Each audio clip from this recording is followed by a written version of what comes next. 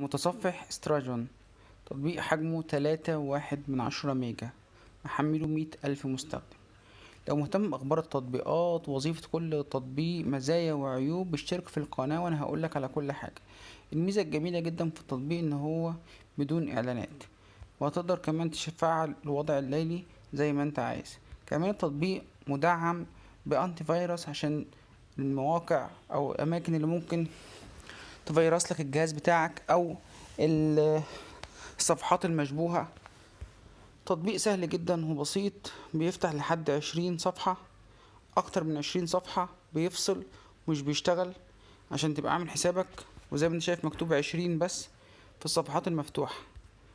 تطبيق كمان تقدر تشغل عليه كل الفيديوهات اللي انت عايزها، وممكن تحمل منه اللي انت عايزه من الفيديوهات، وده مش موجود على جوجل كروم.